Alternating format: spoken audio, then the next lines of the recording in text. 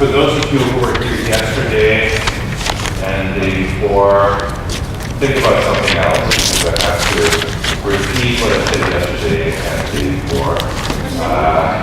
So, in fact, what I'm going to repeat is that for students who need their attendance, there are sheets there, so you're welcome to sign them. I'm also going to thank the bookstore who is here, so in case that you'd like to buy Voices of America, it's conveniently located on the side there. This is the third and last of this week's Goodman Lectures, 2018. We've done this now for 40 years here, for more than 40 years, and each fall the University Department of History has brought a distinguished scholar to Western for 3 public lectures on 3 consecutive days. This lecture series was established in 1975 by the Goodman family of Toronto in memory of their daughter Joanne, who was a second-year history major here and died in a highway accident. Very grateful to the Goodman family for this endowment, which this has enabled us to bring Professor Elaine out of here. She's been here with us now this week. It was a flurry of activities, talks, discussions, class visits, lunches, dinners, coffees, you name it, and 2 lectures, of course, already. And she has been speaking about the impact of fear, regimes of fear on the American polity, on gender, on the social foundations in the United States during the Cold War. We have moved slowly forward from the 30s to the 50s to bunker holidays. We're now arriving yesterday in the late 90s, and we will now be moving to post 2001 and up to the present. Dr. May is the Regents Professor of American Studies and History and Chair of the History Department at the University of Minnesota. She has been past president of both the Organization of American Historians and the American Studies Association. And among her publications are classic Homeward Bound. You would think that by now, after I've done this so many times, I would need a paper, but I still do.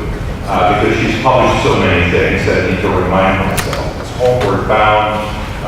It's a book on America and the Bill. She's written, her most recent book is Fortress America. And without a doubt, Dr. May is one of America's foremost cultural historians of modern United States history. Now, today's topic is the 21st century, the aftermath of September 11, 2001. This is the third and last lecture. Please welcome Dr. Thank you. Thank you, Frank.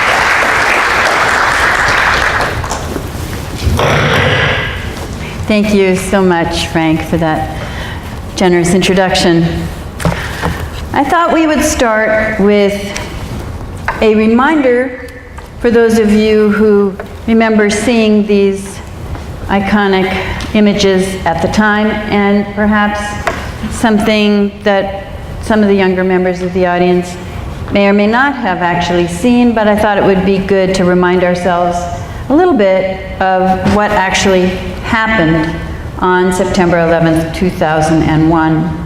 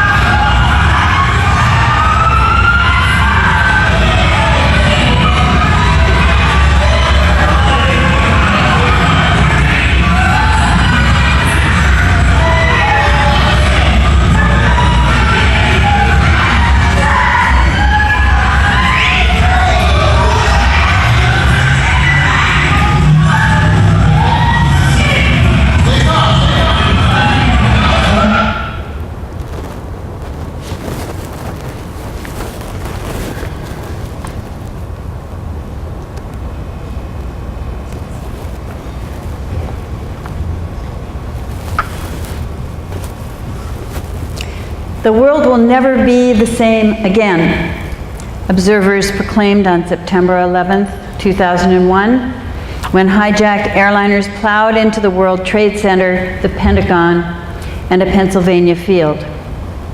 There seemed to be no way to describe the attacks in any familiar context. However, before the sun set on that horrible day, witnesses and journalists were already reaching into the historical memory in order to make sense of what happened. They harked back to,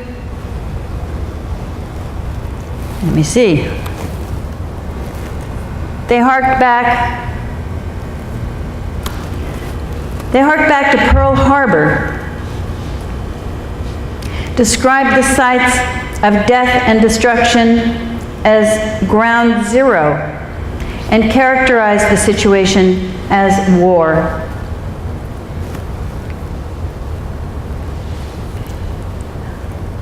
Ground zero, of course, is a reference to the atomic bombing of Hiroshima and Nagasaki and the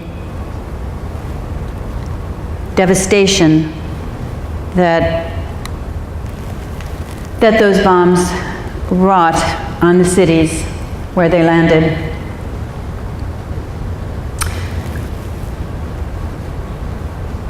So they harked back to Pearl Harbor and Hiroshima and described the sites of death and destruction as ground zero and characterized the situation as war. Commentators wrote that the attacks were unprecedented, but at the same time, they searched for precedents. The terrorist attacks on that day were the most deadly and destructive assaults by foreign foes on the continental United States in the nation's entire history. Lacking a vocabulary as well as any historical precedents to place an event of this magnitude in some familiar and manageable context, the nation's leaders, pundits, and large numbers of citizens struggled to find reference points and search for something familiar to draw out of historical memory. Almost immediately, they found those reference points in World War II and the Cold War. The memory of Pearl Harbor evoked the surprise attack that caused massive death and destruction and drew the United States into World War II.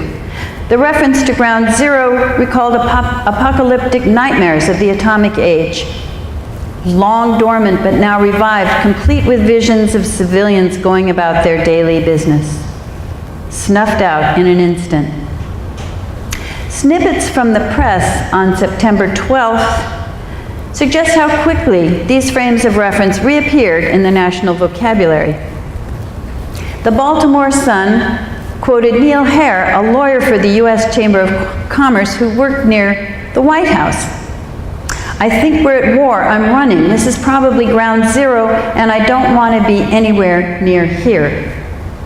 The Boston Herald described the site of the World Trade Center as, quote, "ground zero of the worst terrorist attack in American history." The Boston Globe noted that people in Washington, D.C., quote, "live with the nightmare that their city is ground zero for a major terrorist attack." And these were all written on September 11th. This vocabulary was appearing in the press from all different sources. But September 11th was not an atomic attack, nor was it another Pearl Harbor, where an identifiable enemy nation attacked a military base. September 11th was something new. As Americans struggled to make sense of what happened, they reached into their collective historical memories. The immediate response in the press reflects this effort to meet the unfamiliar with the familiar, marking the event as both unprecedented and precedented. I'm going to read a typical news report that actually came from the Toronto Star, from a Canadian journalist who is remarking on this event. She wrote that on September 11th, quote, and I'll read the whole thing because I think it's really, really rich and resonant. Quote, "The heart of the American empire was ground zero. Now U.S. fighter jets buzz overhead in a surreal tableau of war. This is terrorism in the 21st century. Faceless, pointless, fanatical, and cowardly. But most alarmingly, it is unpredictable and it cannot be defended against. If the mightiest nation in the world was caught unaware, so piteously vulnerable to the whims of madmen, then there is no hope and sanity is doomed. The world will never be the same again. All that steel and concrete convulsing, shuddering, reduced in seconds to mountains of debris and a mushrooming cloud of smoke and dust. Defense officials were hurled and herded into secured bunkers deep inside the earth. How could this happen? Who is doing this to us? For Americans, the infliction of terror and bloodshed was the worst single incident calamity since Pearl Harbor. That was an act of war, drawing the U.S. into a global conflict. But at least they knew their enemy then, how to retaliate, how to avenge their losses, and how to affirm their power. But what is this? What outrageous crime? Who to punish? The flexing of U.S. military might is what Americans crave. Now remember, she's writing this on September 11th. The flexing of U.S. military might is what Americans crave. The annihilation of those who perpetrated this grotesquerie, and who can blame them for wanting blood? But vengeance and retribution will not give back to America, to the entire world, any sense of safety, of invincibility. There is no place safe from the bedlam of madness and mania. End quote. Now, this is a Canadian journalist, but American journalists and journalists all over the English-speaking world, and I looked at English language papers published on September 12th, and she's very reflective of the way journalists responded on that day.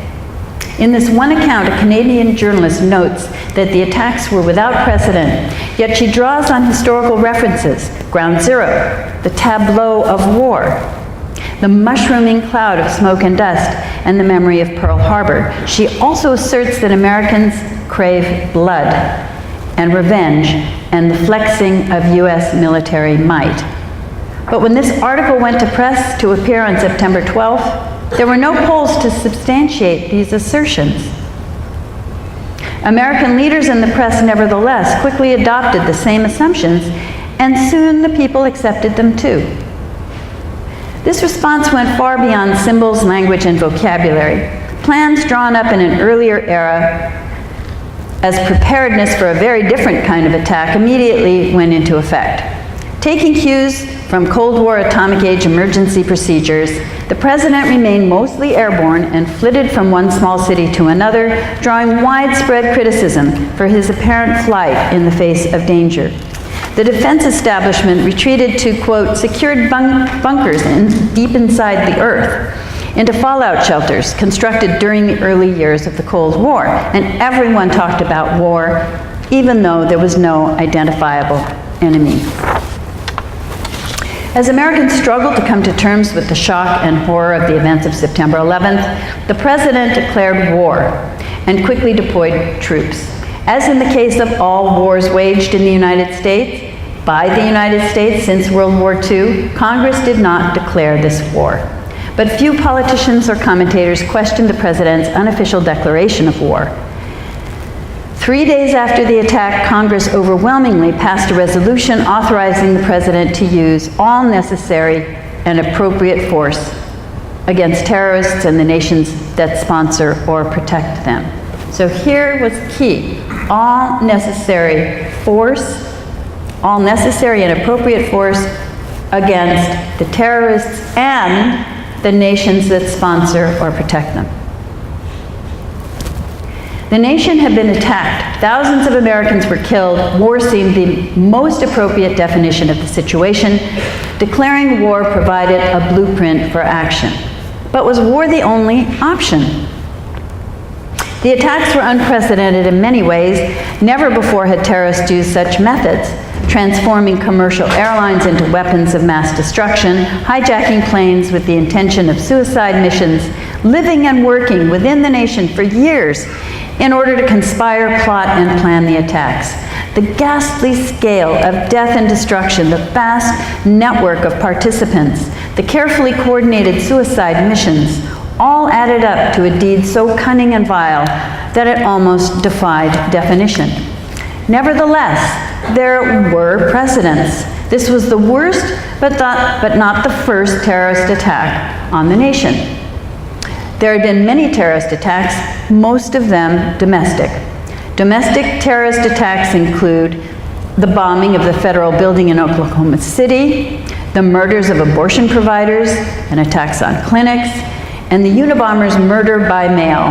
There have also been attacks on the nation by international terrorists. Many of these attacks occurred outside the United States.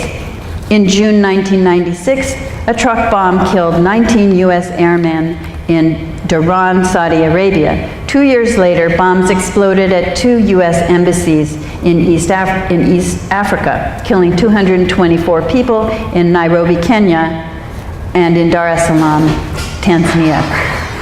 4 men were convicted of conspiracy in the terrorist attacks.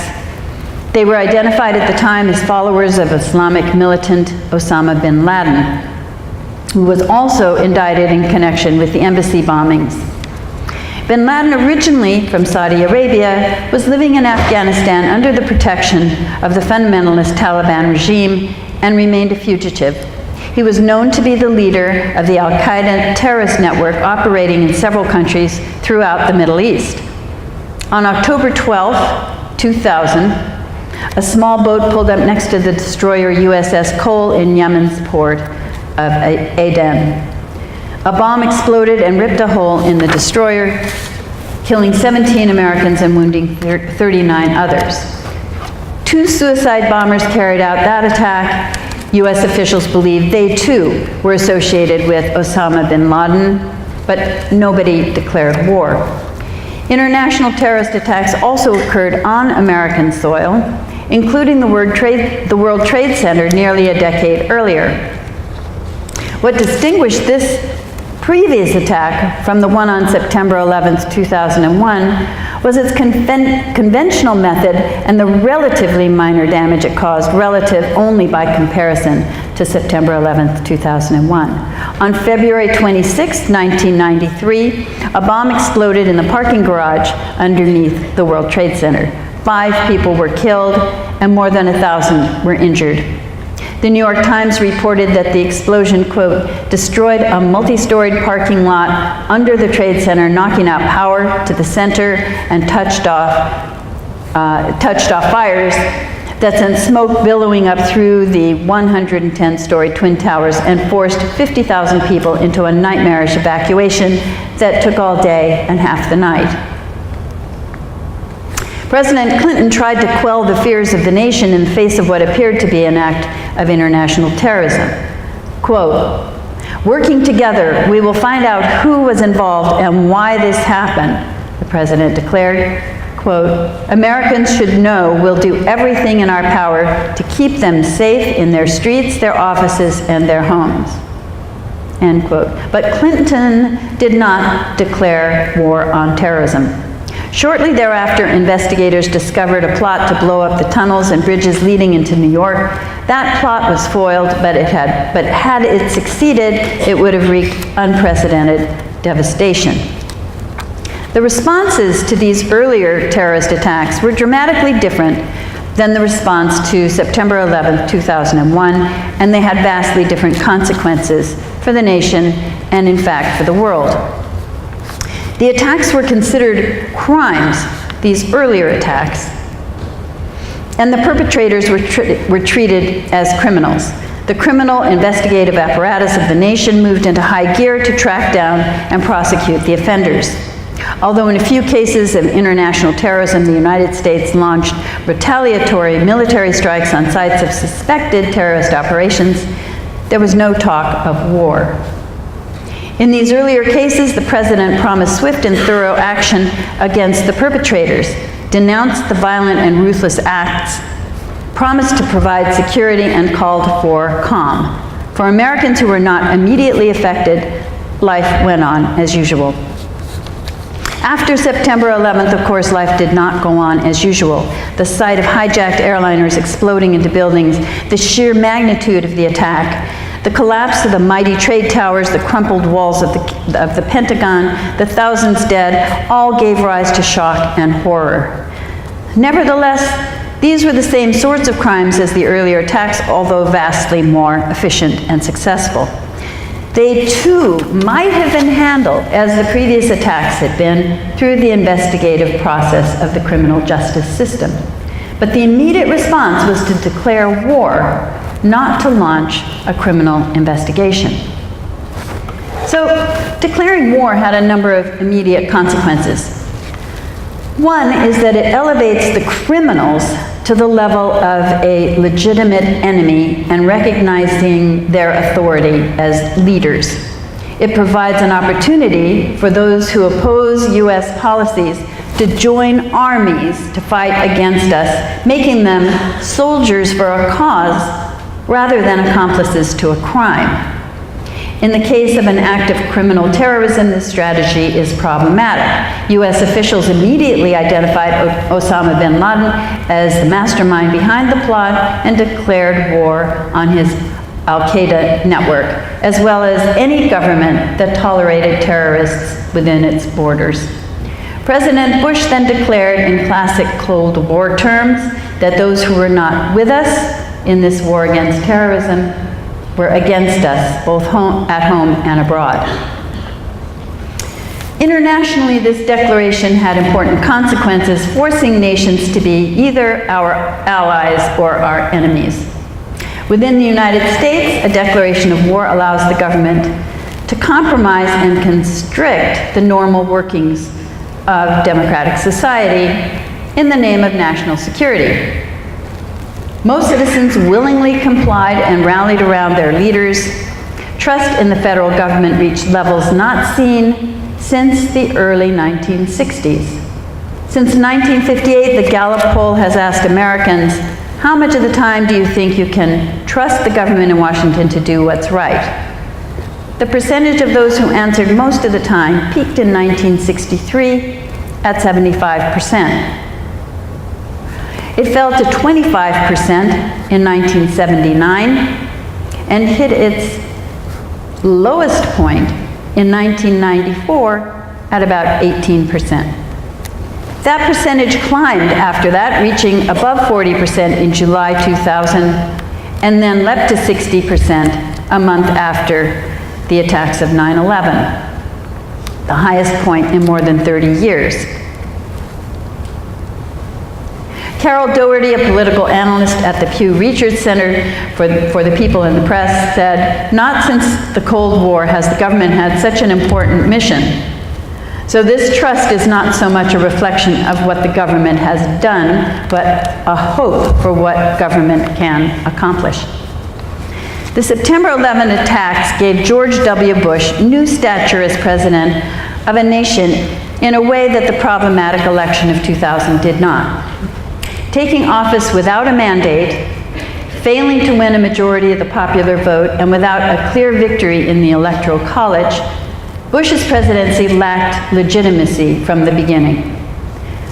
But by declaring war against terrorism immediately after the September 11 attacks, Bush became the leader of a nation at war. War has, if it has widespread support, has always contributed to the popularity of presidents, with notable exceptions like the Vietnam War, which was not popular and did not lead to support for the president. But crime has done just the opposite. Declaring the attacks as an act of war rather than a crime elevated Bush's stature and boosted his sagging popularity. Within a month of the attacks, a president who had not been elected with an electoral majority achieved an approval rating above 80%. 9/11 brought echoes of World War II and the Cold War, as we've seen in some of these images. In 1941, Pearl Harbor caught America by surprise and led to an official proclamation with preparedness and a preoccupation with national security, which outlasted World War II and shaped much of the domestic response to the Cold War. After September 11th, the Pearl Harbor frame of reference emerged immediately and reverberated for days and months to remind Americans that war is the appropriate response to the attack. On September 12th, 2001, Carl Calabrese from Buffalo, New York, spoke for many when he said, "I finally know how my parents felt when Pearl Harbor was bombed in 1941. This is a calculated, focused attack on our nation. There's this tremendous sense of fear, but we have to do all we can to keep things operating," he said. President Bush also invoked Pearl Harbor to rally the nation for the war on terrorism. On December 7th, 2001, the 60th anniversary of the Japanese attack on Pearl Harbor, the president spoke from the dock of the aircraft carrier Enterprise, which had just returned from the North Arabian Sea after commencing the first bombing runs over Afghanistan. Using the language of World War II, Bush said, quote, "Like all fascists, the terrorists cannot be appeased. They must be defeated. This struggle will not end in a truce or a treaty." Pearl Harbor, he said, was the start of a, quote, "long and terrible war for America, yet out of that attack grew the most powerful navy in the world and a, quote, steadfast resolve to defend freedom." Quote, "And that mission, our great calling, continues to this hour as the brave men and women of our military fight the forces of terror in Afghanistan and around the world. Many of you in today's Navy are the children and grandchildren of the generation that fought and won the Second World War. Now your calling has come," end quote. The Washington Post also made a direct comparison to Pearl Harbor, noting the similarities, quote, "After the sneak attack, crowds gathered outside the White House and sang 'God Bless America.' Soldiers armed with machine guns guarded government buildings. The FBI began rounding up suspicious foreigners, and the head of the Secret Service stared nervously at the sky, watching for suspicious aircraft. It was December 7th, 1941, 60 years ago today. Japanese planes had bombed Pearl Harbor, and the West Coast was in a state of panic." When the president declared war on terrorism immediately after the September 11th attacks, he announced that this would be a, quote, "new type of war." But the war he initiated was not really a new type of war. It was modeled on older wars, not on World War II, but on the various military actions of the Cold War. It was the Cold War that echoed most loudly across the post-9/11 landscape. The terrorists seemed to have brought into reality national nightmares that dated back more than half a century. Although the weapons that they used were not nuclear bombs, they were in fact remarkably low-tech instruments such as box cutters, the villains seemed to personify the characteristics of the communist threat. Foreigners who infiltrated the nation, studied our technology, and used our own power against us. They blended into society, plotting against us while enjoying the good life they professed to disdain. They turned our own proud monuments of post-war technological and consumer triumph, commercial airlines and towering skyscrapers, into the means of our destruction. Like the suspected communist spy, they represented the enemy within, loyal to a foreign foe. The worst Cold War fears seem to have become a reality more than a decade after the end of the Cold War.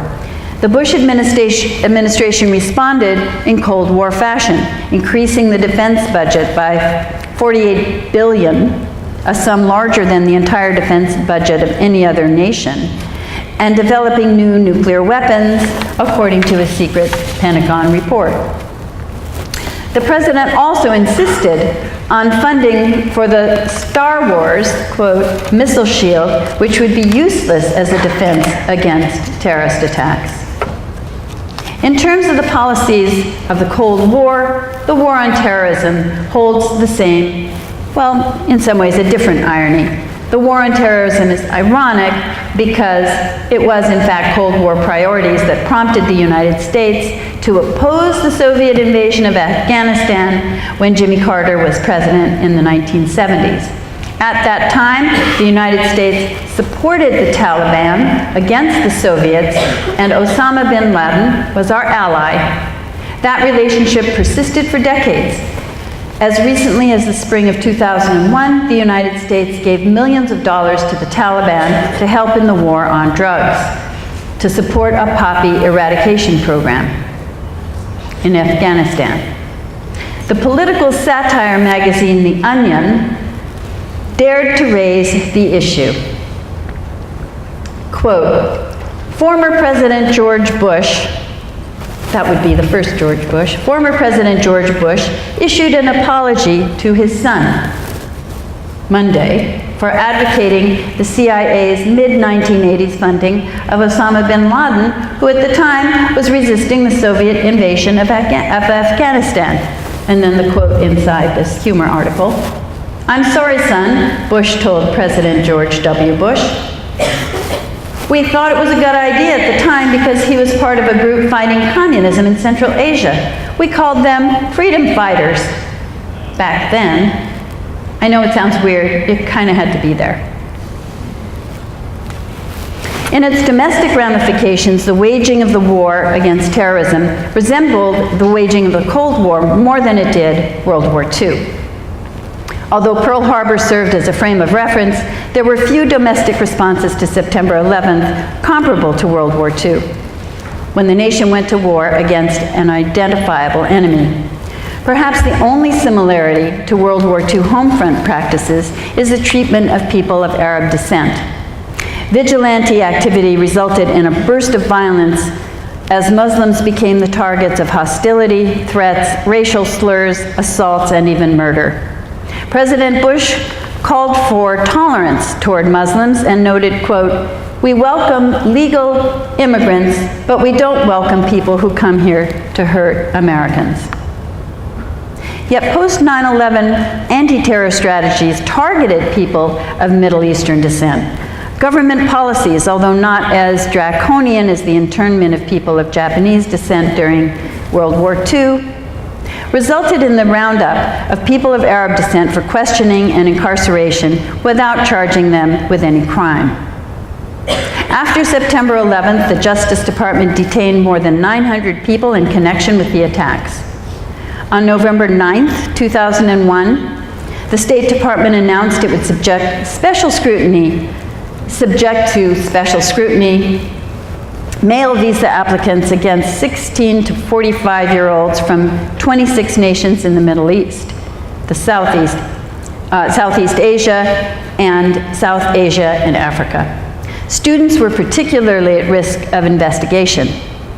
In the first 2 months after September 11th, federal investigators questioned students from Middle Eastern countries at more than 200 college campuses. Students were asked about the subjects they were studying, their academic achievements, where they lived, and their opinions of Osama bin Laden. College administrators said that this type of investigation on campuses had not been seen since the Cold War. Yet nearly in every case, the colleges cooperated with these investigations. Aside from racial profiling measures, there were few similarities to wartime home front policies. During World War II, the nation's leaders asked the people to make sacrifices. The government drafted men to fight, rationed foods and other goods, converted consumer industries into war industries, and asked citizens to support the war effort by buying war bonds, planting victory gardens, and conserving everything useful. After the onset of the war on terrorism, the nation's leaders asked people to do just the opposite. Take trips, spend money, enjoy leisure time, and buy consumer goods. President Bush urged Americans to, quote, fly and enjoy America's great destination spots. Get down to Disney World in Florida. Take your families and enjoy life the way we want it to be enjoyed, end quote. The government called up its voluntary army but did not draft anyone. It gave back tax dollars for people to spend rather than asking citizens to invest or save. Government policies went counter to all efforts to conserve resources of any kind. President Bush opposed efforts to promote energy efficiency for cars or industries and did nothing to minimize the nation's dependence on oil from the Middle East. The Bush administration proposed to drill for oil in the Arctic National Wildlife Refuge, but that would reduce oil imports from the Middle East by only 4 to 5% and not for at least 10 years. These policies were not wartime policies, but they did echo the emphasis on consumer freedom and the, quote, American way of life that was central to Cold War propaganda and to Bush's claims. As Vice President Richard Nixon emphasized in the 1959 kitchen debate, in Moscow, consumerism was the real stealth weapon that would defeat the Soviets and win the war. And of course, what Bush said was, they hate our freedoms, and he encouraged similar kinds of consumer spending. It might have been otherwise. Immediately after September 11th, many people in the United States asked the question, why do they hate us? That question sparked an initial outpouring of teach-ins on college campuses, thoughtful editorials in the press, and vastly increased coverage of the Arab world in the media. It appeared as though, perhaps for the first time, Americans were genuinely interested in learning something about other countries and about the role of the United States in the world. But that initial impulse withered quickly as President Bush whipped up the rhetoric of war. There were good Arabs and bad Arabs, and all we needed to know was if they were on our side. Because President Bush adopted a posture of good versus evil, the opportunity for national soul-searching about the American presence in the Arab world rapidly withered. The war against terrorism, like the struggle against communism, defined the enemy as a worldwide conspiracy with cells operating in many countries around the world and with operatives infiltrating the United States as well. The Bush administration borrowed language as well as policies from the early days of the Cold War. The clever term axis of evil fused the World War II memory of the Axis powers to Ronald Reagan's Cold War description of the Soviet Union as the evil empire. The establishment of the Office and then the Department of Homeland Security echoed the civil defense bureaucracy set up during the Cold War to bolster morale and develop visible security measures that would offer the illusion of safety against an unpredictable enemy with access to weapons of mass destruction. Creating a sense of security after an attack of the magnitude of September 11th is virtually impossible, just as it was impossible to reassure a nation about the dangers of an atomic attack after the world had witnessed the effects of an atomic bomb. In the early years of the Cold War, civil defense measures such as teaching housewives how to stock a fallout shelter or training children to duck and cover in their classrooms offered the illusion that survival was possible in the event of a nuclear attack. Similar efforts to reassure the nervous public emerged in the wake of September 11th. The most obvious of those are the attempts to achieve airport security. Most Americans and foreign visitors have patiently accepted the long waits in security lines at airports, the frequent checking of documents, the intrusions into their privacy as a result of random baggage checks, and the affronts to their bodies in routine pat-down searches. These measures give the illusion of security, as did the home bomb shelters and duck and cover campaigns of the early Cold War years. But just as the civil defense campaign did nothing to minimize the danger of death from an atomic attack in the midst of an escalating arms race, these highly visible but feeble efforts at airport security offer little protection. They are really little more than security theater. More to the point, airport security is a Band-Aid approach to a problem that will continue and continue to grow as long as anger against the United States festers around the world. The policies enacted in the wake of September 11th, especially the military deployments, have done nothing to diminish that anger, and they have done much to intensify it. Polls taken in the Muslim world show that vast majorities of civilians harbor hostility to the official policies of the United States. And the Trump administration in recent years has only made this worse.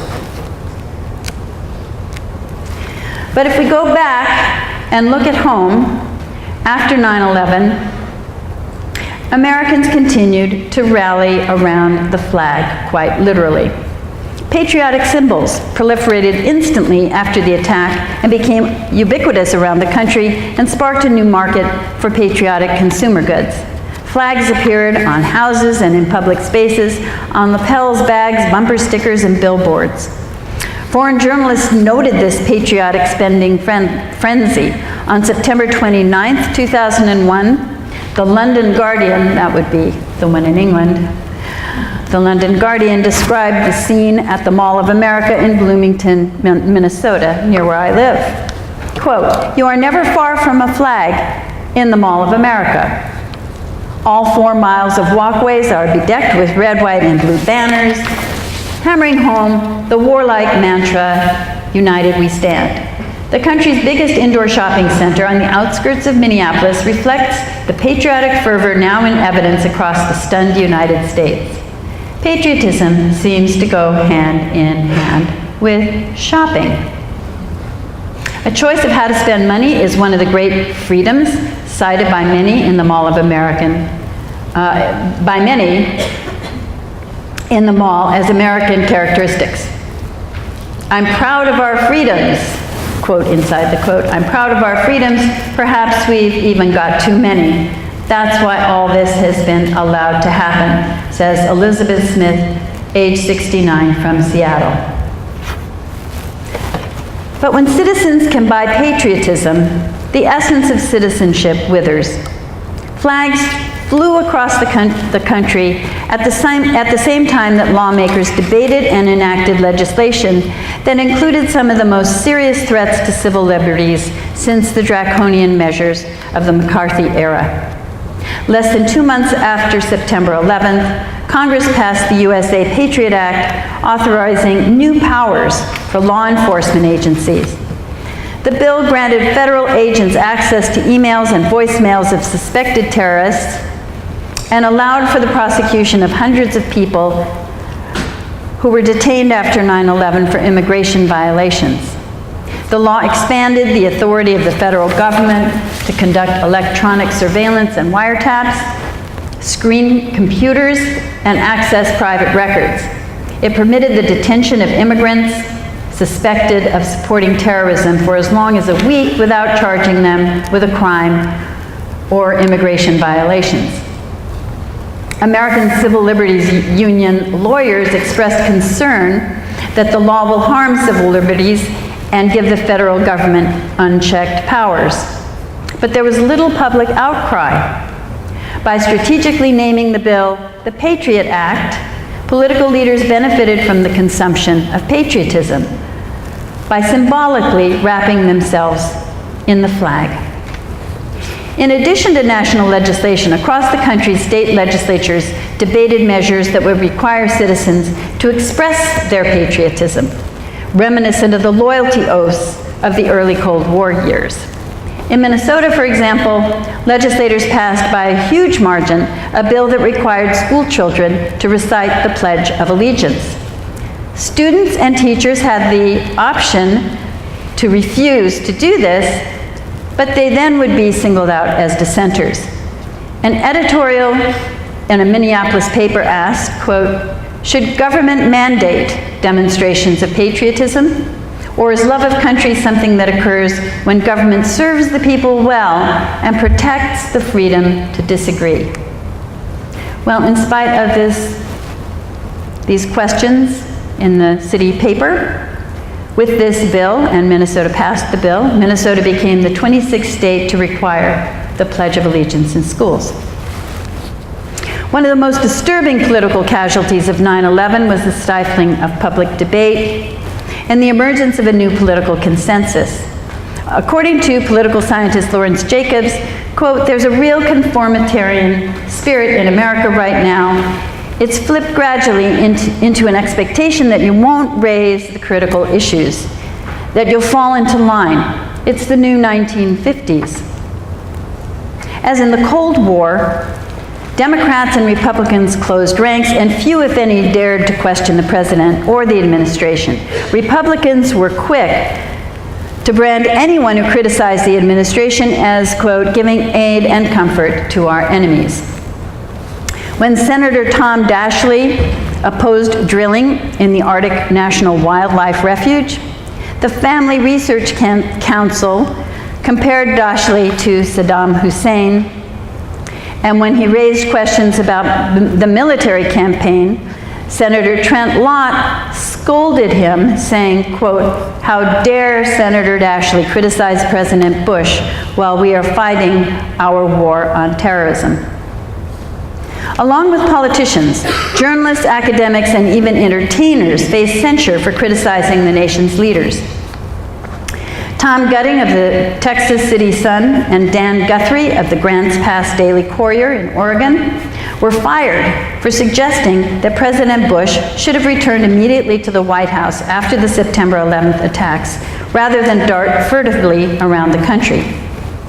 Several television stations suspended ABC's quite popular show called Politically Incorrect with comedian Bill Maher. He is a comedian, after all. When Bill Maher questioned Bush's characterization of the terrorists as cowards. Maher was forced to make a public apology for saying, quote, we have been the cowards, lobbing cruise missiles from 2,000 miles away. That's cowardly. Staying in the airplane when it hits the building, say what you want about it, it's not cowardly. The Washington Post noted that the networks caved into pressure when the White House spokesman, Ari Fleischer, denounced Maher, saying that Americans need to watch what they say. American freedom also came under siege, academic freedom. Academic freedom came under siege, reviving disturbing memories of the McCarthy era. On November 11th, 2001, the American Council of Trustees and Alumni, founded in 1995, released a report that included a list of names of academics who had made public statements that questioned aspects of the war on terrorism. Evoking McCarthyite tactics, the report stated that college and university faculty, quote, have been the weak link in America's response to the attack, end quote, and urged alumni to express their displeasure to university administrators, which means stop giving money, of course. On December 6, 2001, Attorney General John Ashcroft told the Senate Judiciary Committee that those who criticize the post-9/11 curtailment of civil liberties as are actually aiding the terrorists. They erode our national unity and diminish our resolve. Even the normal functioning of the judicial system was compromised in the name of national security. The establishment of military tribunals to try suspected terrorists moved the process farther from the system of criminal justice and closer to secret trials that do not respect due process. Along with the invigorated stature of public officials, security concerns created new heroes among firefighters and law enforcement officers who suddenly achieved a newly exalted status. The New York City Police, who faced severe public condemnation in recent years for acts of brutality against racial minorities, rose above criticism as quickly as smoke rose above the Twin Towers. After 9/11, the nation's police and security forces gained a panache not equaled since the heyday of the FBI G-Man during the early years of the Cold War. Even after revelations of the serious problems of communication, discipline, and turf wars within and between the police and fire departments that led to catastrophic results on September 11th, the stature of those agencies and their members did not diminish.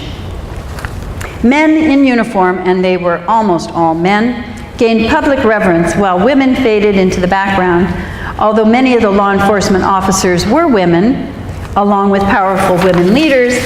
The names in the headlines were all powerful men, from the terrorists to the heroes, the hijackers, Osama bin Laden, George W. Bush, Dick Cheney, and Tony Blair. As in the Cold War, the time had arrived for an image of reinvigorated manhood. Powerful men appeared as the major players on both sides of the good and evil equation, while women and children seemed vulnerable in need of protection. Whether it was the widows of 9/11, the widows of the 9/11 firefighters, or the women of Afghanistan, they were seen as victims in need of rescue and protection. Of course, these women and children did need support and protection, but the framing of the media images focusing on heroic men and dependent women reinforced gender constructions that date back half a century. Most Americans followed their leaders uncritically and sought their own security in personal life. This response also echoes the behavior of Americans in the early years of the Cold War, when men and women sought security within the intimate realm of marriage and the family. After 9/11, Americans also turned to each other for solace and comfort. Quote, "Many people are looking around after these events and feeling like they want to get closer to the people they care about," noted the Montreal Gazette, another Canadian commentary. As one single woman noted, quote, "Somehow people want to connect." Many New Yorkers interviewed after the attacks expressed their immediate desire to get close to another person on an intimate level. Newspapers reported, quote, "quickly kindled romances and rampant post-disaster intimacy." In Denver, requests for marriage licenses went up 10 to 15% after 9/11. The proprietor at the Chapel of Love in the Mall of America in Bloomington, Minnesota, noted that while most of the mall's shops went begging for customers, her business boomed. Couples rushed to the chapel to get married in a hurry. Some observers predicted that there might be a baby boom 9 months after 9/11. It did not happen, but it was predicted. Articles in the New York Times, the Los Angeles Times, and elsewhere noted the sudden outpouring of neighborliness and kindness among strangers and within communities. Spontaneous acts of generosity, a spirit of volunteerism and charity, and a coming together in the face of tragedy permeated the country.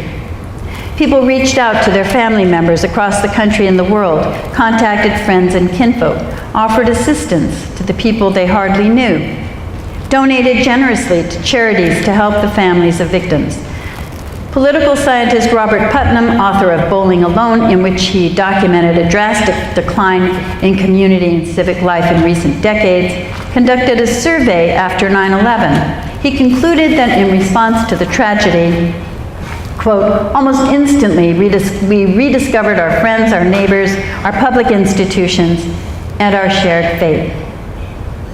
This outpouring of community spirit saturated the media, the press, and the airwaves, garnering so much attention that it seemed to suggest that Americans normally behaved with selfishness and hostility toward one another.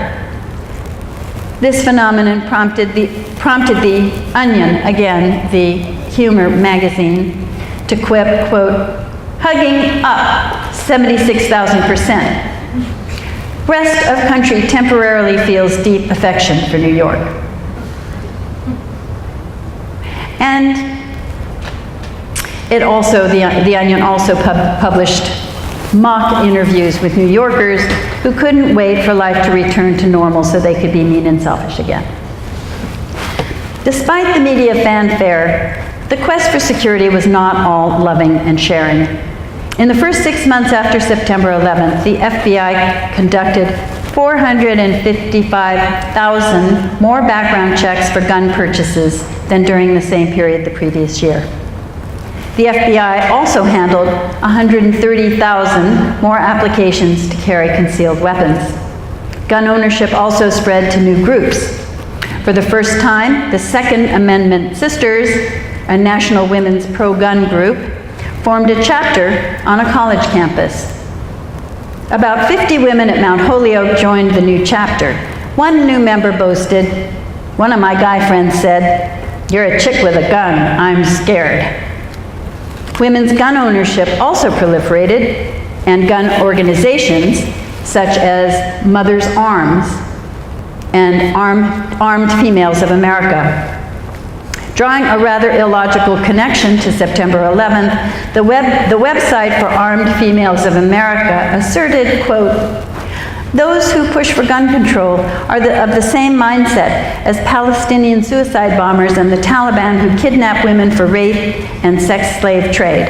Both don't like the possibility of armed citizens in these cases, especially armed women." Well, Chicks with Guns reflect a national preoccupation with firearms to solve personal and social problems and avenge the attacks of 9/11/2001. But it is clearly the wrong approach. We should never forget that nearly 3,000 people lost their lives on September 11th, 2001.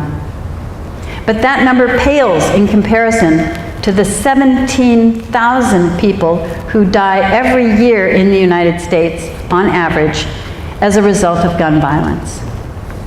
Chicks with Guns will do nothing to reduce that horrific toll. But the sentiments these women express echo developments that evolved long before September 11th, 2001, and have continued since.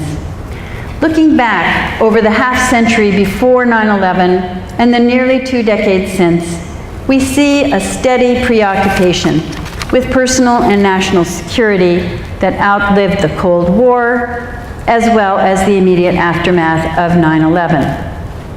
Americans continued their efforts to protect themselves from threats by taking security measures into their own hands.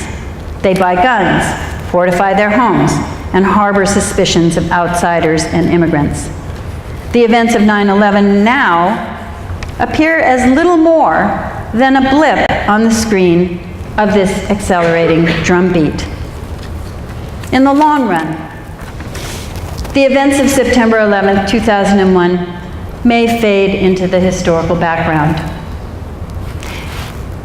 The election of 2016 may prove to be a much more catastrophic and devastating event with disastrous results lasting years into the future. Time will tell. Thank you.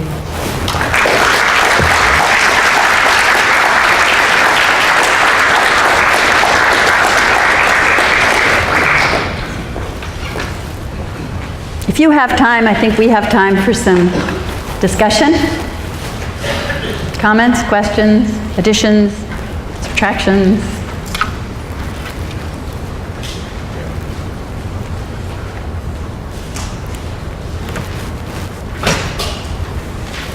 Yeah. Do you think Trump is like a deviation away from Bush's foreign policy, or is he kind of perpetuating what Bush already started? Okay, so the question is Trump a continuation of Bush's policies or a deviation?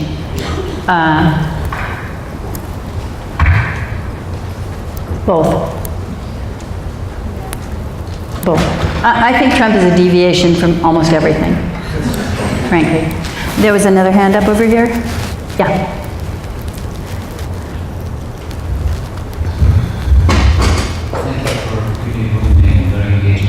Thank you. My question is regarding the successfulness of the efforts against terrorism. There are academic studies, including political science and conflict studies, that have taken the question seriously and they have provided some conclusions about the effectiveness of the war on terrorism. But deliberately withholding the results, I'm curious about the general perception within the United States on the public debate. What's the perception? Does the war on terrorism work? Well, that's a really good question, the public perception of whether the war on terrorism worked. It depends who you ask. You know, the 21st century has seen the most polarized political landscape in the United States, you know, certainly I think since before World War II probably. And it didn't start with 9/11 or the war on terror. We see the culture wars coming out of the 1960s, and then the political splits, which we now see very obviously in the incredibly polarized political culture that we live in. So I think it really depends who you ask. Since we can't go back and do a parallel historical run with no war on terrorism, you would ask some people, has it been effective? And some would say, well, we haven't had a terrorist attack like 9/11 since 9/11, in the same way that they would say that the nuclear arms race was successful because we didn't have a nuclear war since we, the Americans, waged it. And then you would ask others who would say that these policies have been disastrous in terms of American resource uses and the place of America in the world and true peacekeeping, and that we have really not seen peace, we have only seen war. Those people would feel that the war on terror has been a disaster and a waste. So I think it really does depend on who you ask. It's a good question, yeah. I can just follow up quickly. One study by Elaine Goodman takes a quantitative approach and basically finds that no matter how we measure it, there's a dramatic escalation in the number of terrorist groups, in the number of people who participate in terrorist groups, in the number of casualties, and clearly there's a chronological element to it that the escalation began after the war on terrorism began. The logical conclusion being it is distinctly counterproductive. That does not surprise me, and I'm glad you have that data, and I'm glad you shared it here because, it just reinforces the point that once you go to war, you enable your enemy to recruit in that war. And you declare war against countries that harbor them as opposed to, just going after them as criminals. And this is what we have seen as a result. So thank you for sharing that important information.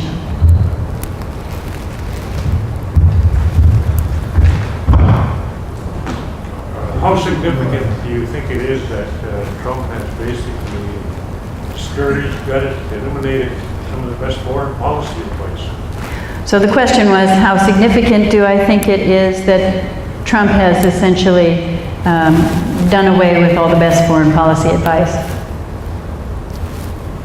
It's outrageous. Correct. Dangerous, scary, horrifying. I could go on. There's a question back here. Given your knowledge of the American character, is there something completely unique to the Americans that say when the terrorist attacks of 9/11 happen, we must fight, we declare war? I think the feeling in Canada was, let's understand this, why did the terrorists want to attack? Of course, there are reasons because of ownership. Is there something in America's history where you can say, no, we want to fight and defend? I think there's great pride as well in how strong the army is and how great the weapons are. Yeah, I'm very reluctant to say anything about the American character. I think it's very hard to generalize. The immediate aftermath of 9/11 was a moment of national soul searching, and I think many of us experienced it and remember it. And that kind of evaporated. I mean, people were afraid, what's going to happen next? What is this that happened? I remember myself watching the television, and of course everybody has these memories if you were alive and, alert to the world at that point. And I had to turn off the television and ride my bike to school and face a class that morning. And there was a student in the class whose father worked in the Pentagon on the first floor, and she hadn't heard from him. And there were students in the class who didn't know whether there were still planes flying around. There were lots of rumors that there were planes still flying around. And people were afraid, and they didn't know. We didn't know who did it at that point, and that went on for days. So I think that the fact that there were there was a palpable feeling that we had to do some soul searching and reflection. Why do they hate us? What is the role of the U.S. in the world? I think that tells us something about the possibility within the country to question things. Nevertheless, this was a catastrophic, horrifying event. I mean, we just saw, those images, those of you old enough to remember, those images just saturated the media for days and days and days, so many of them. And, when you turn to your leaders for, response and guidance, what's the country going to do? People kind of, not everybody, certainly, but people did fall into line. I mean, on my campus, there were demonstrations. Students and faculty were gathering in the Quad area to oppose the invasions in the Middle East. And, it didn't do any good, except it did demonstrate that there were serious questions about this and a lot of opposition. I remember being part of a massive march that took place on the day of the invasion of Iraq in the Twin Cities of Minneapolis, St. Paul. It was actually a St. Paul march that began at a point in downtown St. Paul and marched to the Capitol. And I remember looking as far as I could see in both directions from where I was in the middle of the march, and it was massive. And, for myself, I hadn't seen or been part of anything like that since the marches against the Vietnam War when I was in college. And I was so excited, and I couldn't wait to see how the press was going to, report this, and the videos, and I was waiting for that front page article that, was illustrated by the huge photograph of this massive march. And I picked up the paper the next day, and there was nothing except on the inside there was an article about a protest, and it had a picture of one person holding a sign. So, the media is where we look to find out what's going on in the world. And if you have tens of thousands of people in a middle-sized city coming out to protest, and this is what your, mainstream newspaper does, how are people going to even know that there is this sentiment of opposition? It's very frustrating, So, yeah. I guess I'm sort of tipping my hand politically, but I'm a little too late for that, yeah. Thank you, Professor, for the lecture and also the conversation that we had earlier. One question I wanted to ask you is, it's no doubt that populism is growing in the United States, and also groups associated with that, as well. Certainly the September 11th attacks probably fueled the anger that the groups involved in that are arguing towards. My question to you is, many experts and news outlets have suggested that domestic terrorism is one of the larger threats to America nowadays. Would you agree with that? I do agree with that. Why is that? I agree that that domestic terrorism is the greater threat, and that we have experienced much more devastation from domestic terrorists. We just saw what happened when white supremacists were allowed to march, and the horrible death and mayhem that resulted from that. And we have a president who said they were fine people, these white supremacists. We have a revival of white supremacy that's now showing itself in many ways, and those folks can be violent.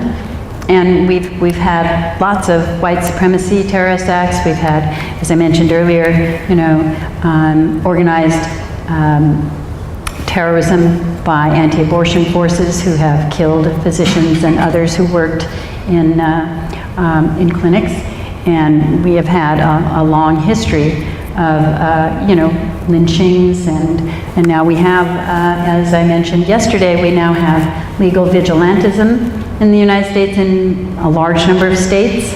And So, you know, I think we are at risk from ourselves and the kinds of terrorist organizations and terrorist impulses that exist within the U.S., and I think we've seen more of that than we've seen foreign terrorists.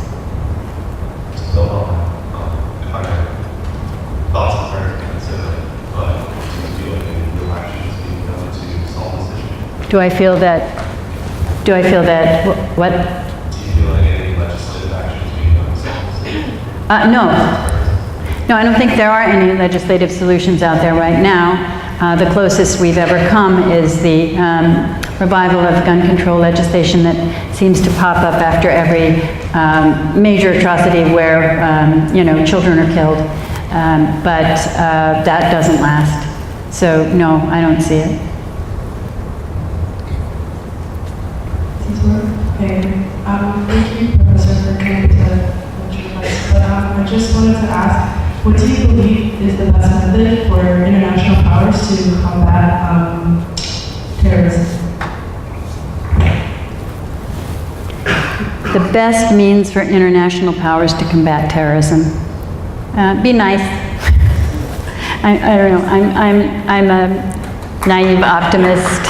I'm very innocent. I think, you know, we should all get along. I mean, you know, I'm a Mr. Rogers fan, so, you know, just come be in my neighborhood and be my friend. I like you just the way you are.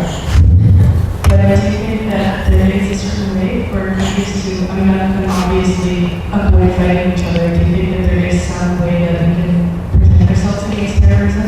Like, is there a best method for that?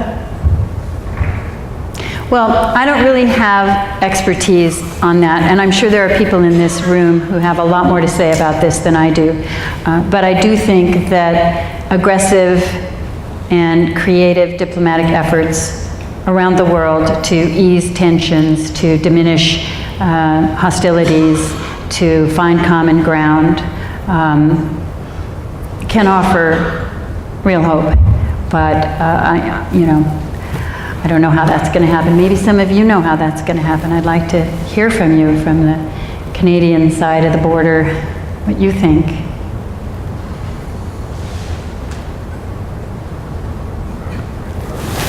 Yeah? Oh, sure. I'd like to first make, I'd like to make an observation first. When I was trying to watch the film, I found that I kind of blanked out because I was reliving the horrific images from the TV that I had seen years ago, and then suddenly came back and said, oh my gosh, I missed that. So anyway, I was interested in what you said about the kind of immediate language and images that came out the day after 9/11, the war language and the war images. And I'm wondering, now that we have so many people tied to screens all the world, is the media creating a kind of a collective unconscious? Bank of images, and instead of, you know, the old media is the message, maybe the media owns our memories? Wow, that's such a great question. And actually, I've had some really good discussions with students over the last few days here, and we've talked about the impact of social media, of the internet, of, you know, the access to pretty much everything you want to see. And, you know, I just don't know. It's so complicated because there's so much out there, and you can find whatever it is you're looking for. And some of it is accurate, and some of it is not. And but there you have access to so much. And I think we're too close to it now to really, at least I feel, I can't really know what is all of this going to really do. Is it going to change anything? And if so, how? Is it going to make us more democratic, less democratic, more communicative, less communicative? I just don't know. Anybody have thoughts about that? I think it's a really important question.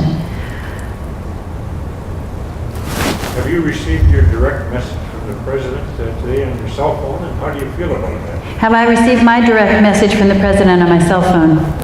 No, but I've received a lot of direct messages from people on my side of the political divide. Lots. And how do I feel about that? My son is a journalist, who lived for a long time in Texas.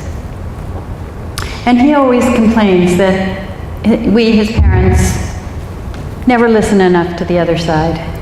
And I think we're symptomatic. I have to say, I mean, you know, it should be obvious that I don't like Trump, you know? And I cannot watch him. I can't watch him or listen to him. I can't even look at his picture. I mean, I'm embarrassed to say this publicly, but if I'm looking at the newspaper and there's a picture of him, I'll either turn the page or I'll put my hand over it. I'm just nauseated by the fact that we have this person who claims to be our president, and this is, you know, the best we could do, you know. So I'm as guilty as anyone else of selective media and selective discussions. I mean, I do have friends who have who voted for Trump, and I've talked to them, and I feel proud of myself when I do, because I feel like, okay, I did it. I didn't avoid the elephant in the room, you know. But by and large, I think my son is right, and he is a journalist, and he listens to everybody and tells their stories, and I think I should do that more. But as you could tell from everything I've said in the last 3 days, you know, I've really just, you know, very strong feelings about what's gone on in our country, and they're only shared by the people who agree with me and not by the many who have elected our, you know, our leaders. So that puts me somewhere. So, but thank you for the question, and sorry for the confession, but I do think I'm a symptom, you know, of what's gone on. But I do find myself feeling a lot more respect for people whose politics once upon a time I might have frowned at. People like Dwight Eisenhower. And even Richard Nixon, horrible as he was, you know, he actually did a few good things. I mean, he went to China, you know, that was a good thing. I have to give him credit for that. So I have to see it in myself, and I think that Americans are suffering from a real deep divide right now. And I honestly don't see myself doing much to bridge it, except I have to say in my classrooms. I mean, here I'm kind of out there, but in my classrooms, I appreciate hearing the views of students who disagree with me, and I have an undergraduate history class right now where most of the students come from very, you know, conservative Republican Minnesota homes, and their perspectives are valuable and worthwhile, and I'm glad they're there because I'm learning from them. But here I am given a platform and a podium and a microphone. Yeah. Are you satisfied with the 9/11 Commission report? Am I satisfied with the 9/11 Commission report? I didn't read it, frankly, but I'm very unhappy with the conspiracy theories, you know. There's so many, you know. I'm just not a conspiracy theorist. Those who have, you know, criticized the report, those who criticize the Kerner Commission, who see, you know, conspiracies everywhere, whether it's the Kennedy assassination or 9/11.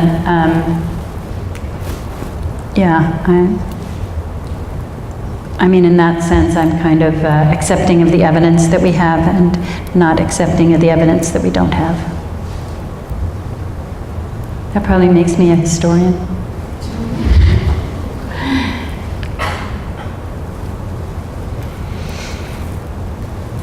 Well, if there are no more questions, thank you very much. Thank you all very much. Thank you for coming.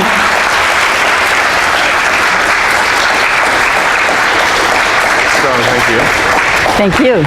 So that concludes our week discussing security, discussing fear, discussing democracy. Next year's Goodmans will be focusing on Britain, the British Empire, And we have invited Philippa Levine from the University of Texas.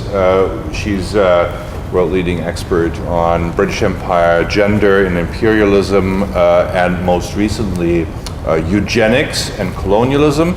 So that's going to be on the agenda for next fall. Thank you all for coming, and happy Thanksgiving.